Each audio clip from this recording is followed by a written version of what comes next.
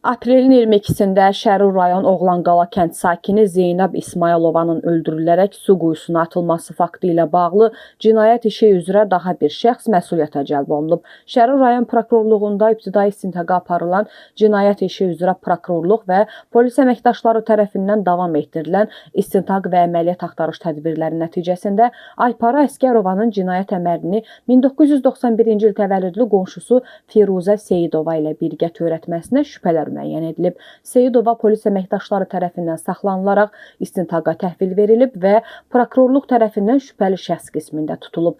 Cinayət işinin cinayət məcəlləsinin qabaqcadan əlbir olan bir qrup şəxs tərəfindən adam öldürmə və tamah məqsədi ilə qəsdən adam öldürmə maddələrinə tövsif olunub. Aypara Əsgərova və Firuzə Seyidova iş üzrə təqsirləndirilən şəxs qismində cəlb olunub. Barələrində müstəntiqin vəsatəti və ibtidai araşdırmaya prosessual rəhbərliyi həyata keçirən prokurorun təqdimatı əsasında Şərur rayon məhkəməsinin qərarı ilə həbs qəti imkan tədbiri seçilib.